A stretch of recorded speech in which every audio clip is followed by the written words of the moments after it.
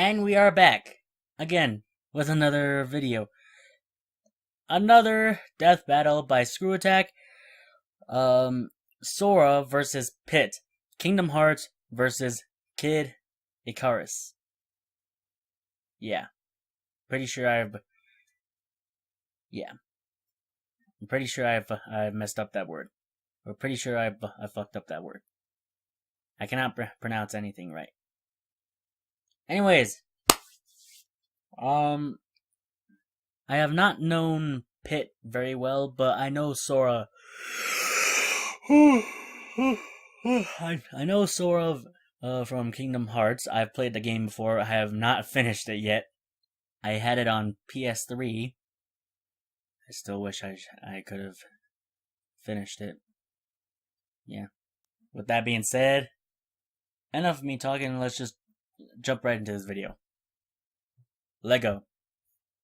This episode of Death Battle is brought to you by War Robots, the tactical 6v6 multiplayer game for iOS, Android, and Fire OS. The game's like if Wiz's love for science and my love for weapons had a baby, wrapped in rich 3D graphics. My favorite bot is Griffin. Pick up the game and see if you can take us down. Install War Robots now and get a huge starter pack of the Leo Robot, 1 Kang weapon, 3 Molot weapons, 100 gold, and 400,000 silver.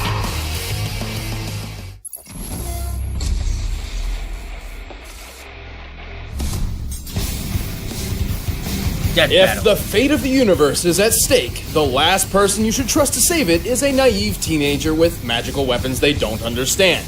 But everybody does it anyway. Like Sora, the Keyblade-wielding savior of Kingdom Hearts. And Pit, the angel warrior from Kid Icarus. He's Wiz and I'm Boomstick. And it's our job to analyze their weapons, armor, and skills to find out who would win a death battle.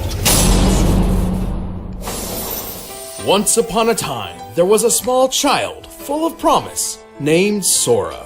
And he lived on the one and only Destiny Island. Sora and his friends Riku and Kairi grew up honing their athletic skills by playing sports with Final Fantasy characters who don't judge Sora's fashion choices.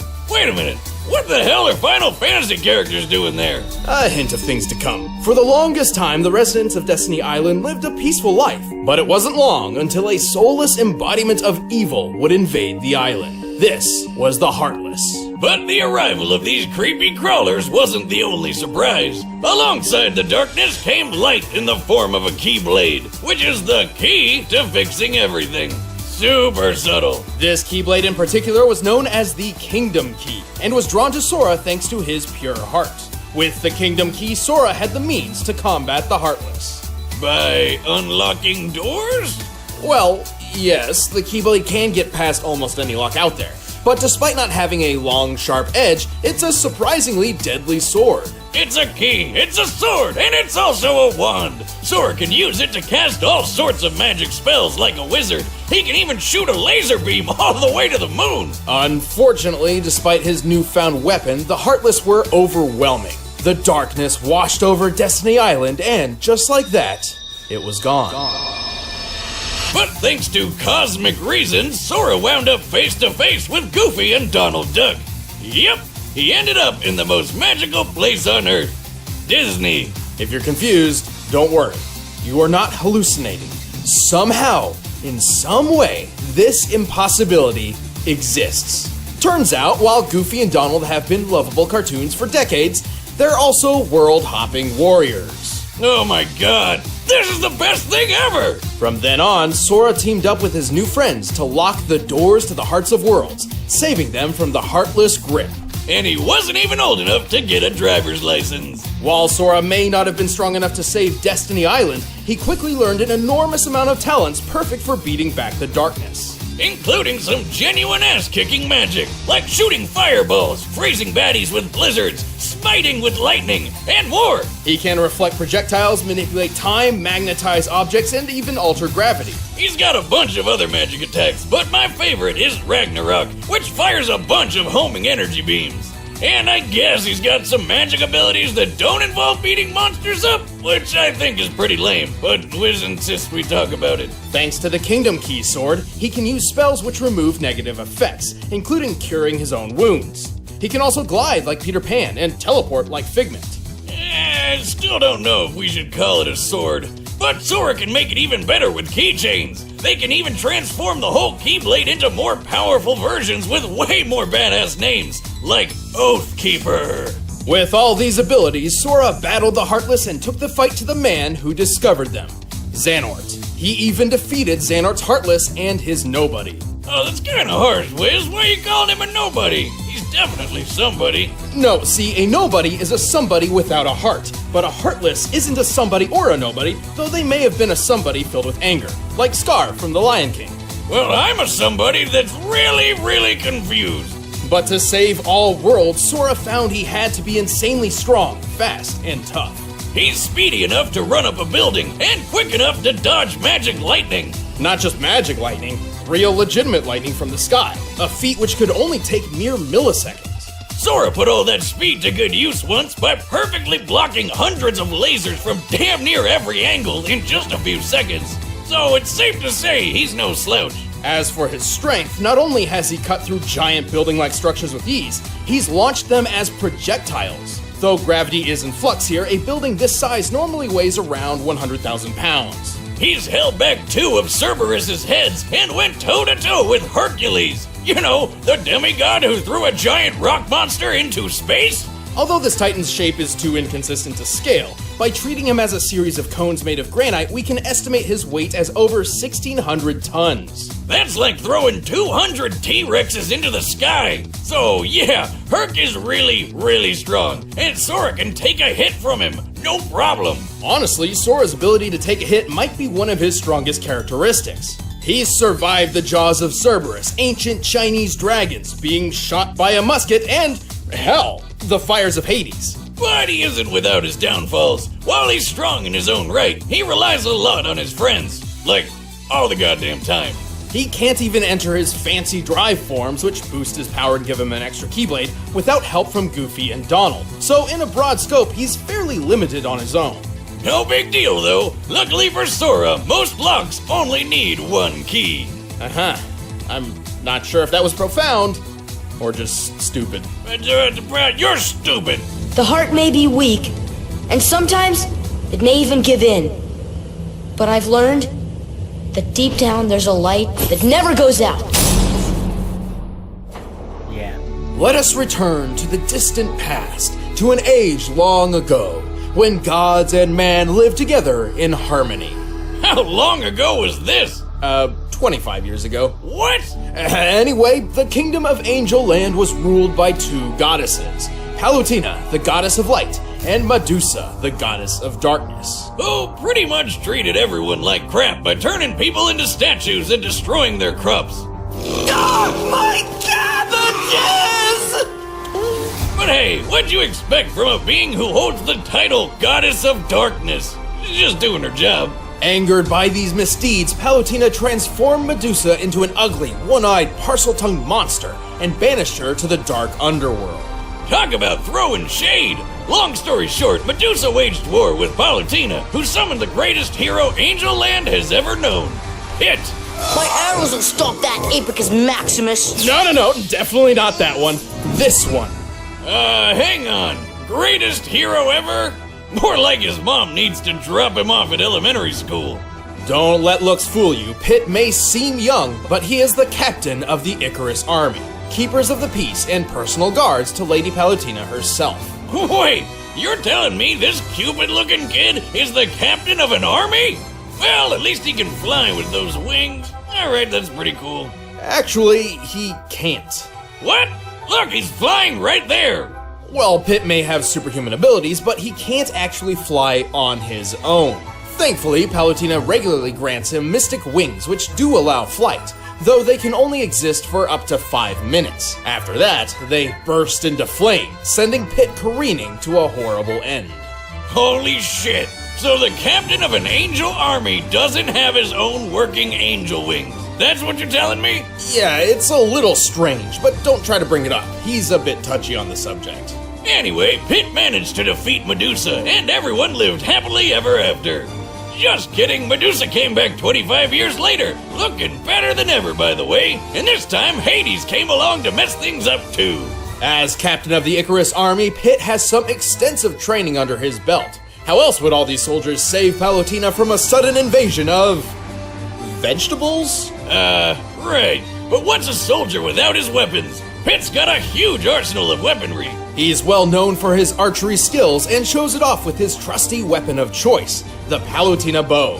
This bow uses awesome laser arrows that can actually be guided by Pitt. And if his enemies get close, Pitt can split the bow into 2 short blades for quick, deadly slices.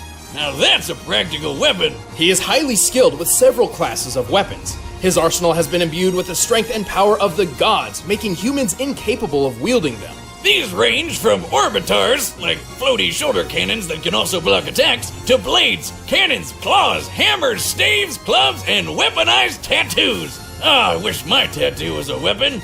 Anyway, all these weapons were forged by Mentos, the god of forge. Dintos, the fresh maker, and the guy who also crafted Pitt's ultimate weapons, the 3 sacred treasures. Hidden away in 3 sealed caskets, the sacred treasures consist of Angel Land's mightiest weapons, which can only be used by the most heroic and worthy of heroes. The mirror shield reflects projectiles. The wings of Pegasus give Pitt unrestricted flight and improved speed. And the arrow of light is the ultimate weapon of the gods that can murder basically anything. The arrow of light is absolutely the deadliest weapon in Pitt's arsenal, and increases in power based on Pitt's own health and strength. And when all 3 treasures come together, Pitt is granted the legendary silver armor. You tapping into my stash of booze, Wiz? That's not silver, it's gold. Well, colors are different in heaven, I guess. Weird. Well, Pitt's learned several abilities throughout his adventures, like healing, dropping mines, and making his arrows invisible. And all of his skills came in handy. Not only did he defeat Medusa, but he's taken on alien pirates, a space kraken, and the god of death, Thanatos. At one point when Thanatos attacked a village, he launched a large boulder which Pitt obliterated so thoroughly it was completely pulverized in mid-air. Wait a minute, how are those Trojan horse Star Wars walkie thingies not tipping over? Focus, Boomstick. Pulverization is defined as reducing an object to dust, which certainly applies here. To determine the force necessary to do so, we first need the size of that boulder. For that, we'll compare the boulder to those pillars. Oh, here comes the math. Strap on your pocket protectors, nerds. Thanatos, when standing near to Pitt, appears to be about 11 feet 6 inches tall. By comparing his height to the pillars, we've determined them to be 18 feet tall. By comparing that to the boulder, it's clear it has a diameter of 115 inches. To pulverize a stone this large, Pitt's strike must have outputted energy equal to nearly 1,600 pounds of TNT. Damn! Little angel kid can dish it out. Pitt's also incredibly quick. He was able to maneuver, react, and fly from the top of these clouds to the lunar sanctum in less than 40 seconds. Despite looking like one, that's no moon. It's a space station, orbiting the Earth at a similar altitude to the International Space Station. The average distance from the ISS to the highest cloud layers is about 242 miles, meaning Pitt must have flown around 21,600 miles per hour. That's Mach 28. Suck it, Starman. Not only that, Pitt dodged a laser which covered this distance in a fraction of a second, most likely moving a little over 90 million miles per hour. Oh my god, that not moon thing really is the Death Star. With Pitt's superhuman durability, he's tanked hits from gods and taken falls that would turn any normal man into... an angel? Well, a dead man, yes. In his final duel with Hades, the god of the underworld, Pitt took a devastating blow that sent him plummeting at least 2,000 feet. Given Pitt's weight, the impact of that fall would be over 8 tons of force. And he was fine! This Hades guy can cut through giant diamond spires, so a hit from him could be as powerful as nearly 30 tons of TNT. Of course, while Pitt may be formidable, he's not perfect. He has been tricked into losing fights multiple times, and often relies on assistance from his godly allies. But this kick-ass angel isn't afraid to charge headfirst into a fight, even with his wings on fire. In the name of the goddess Palutena, the defender of all that is good, those who hide in the darkness will be made to face the light. Fly, Pitt! All right, the combatants are set. Let's end this debate once and for all. But first, all this talk about slicing vegetables has got me craving some heavenly food. But right now, it's time for a death battle! My money is on Sora. Yeah. I'm hoping that Sora would win.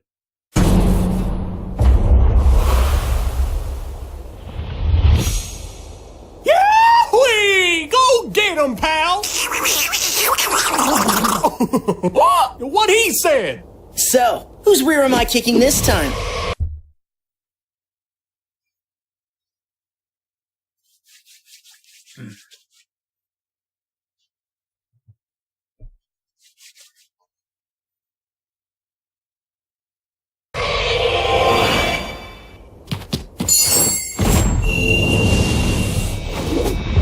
Sorry to keep you waiting.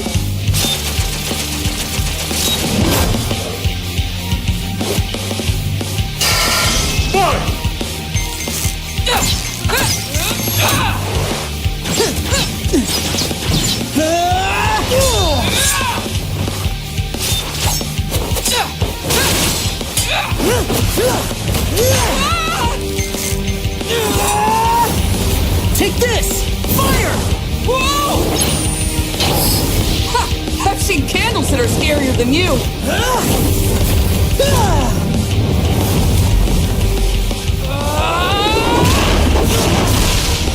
Let's take this to the next level!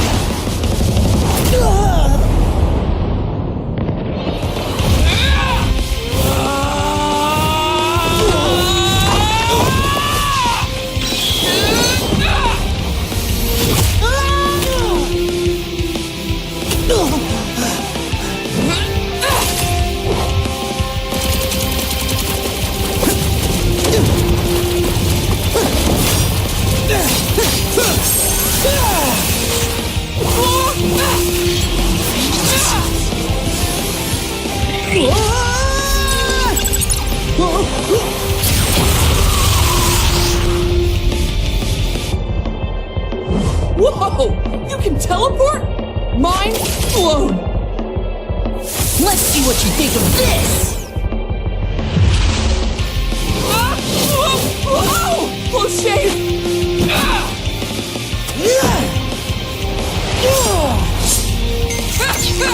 By far, epic right now.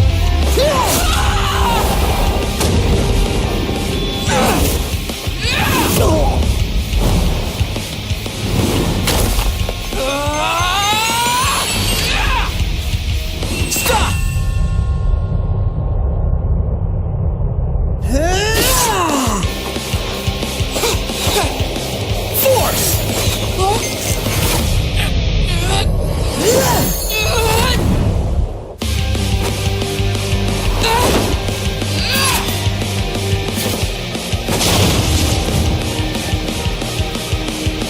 Time to end this! You said it!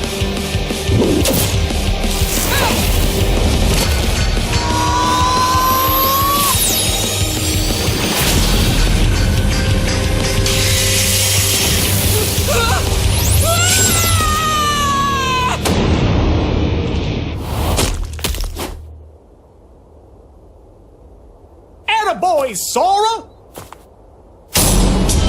KO! Yes! That's one way to fly too close to the Sora, sun. Pitt may have had the advantage in flight and experience, but he couldn't beat Sora's strength, toughness, and speed. Pitt may have dodged a laser moving 90 million miles per hour, but Sora's reaction speed was quick enough to dodge natural lightning. A lightning bolt's return stroke, which constitutes the bright flash, moves at around 220 million miles per hour, over twice as fast as Pitt.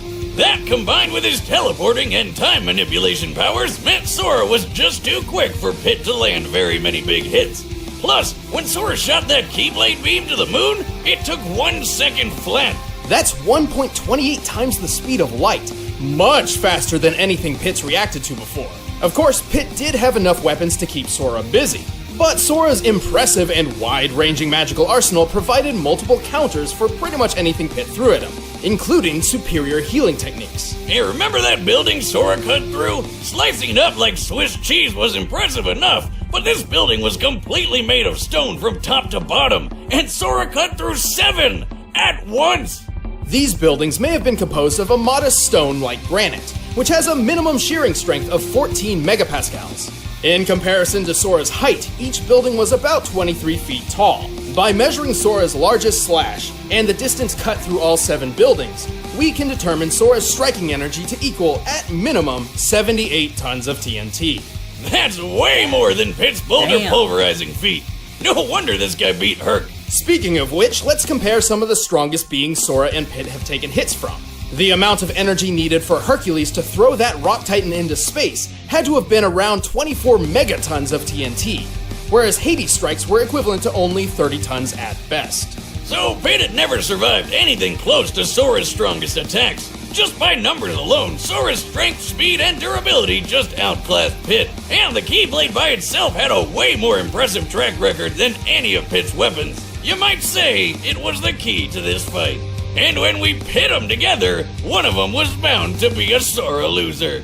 The winner is Sora.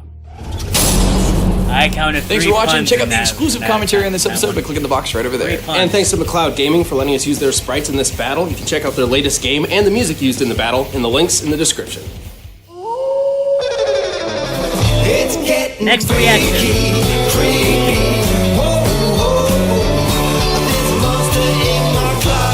Leon versus Frank. I'm gonna react to that next. Oop.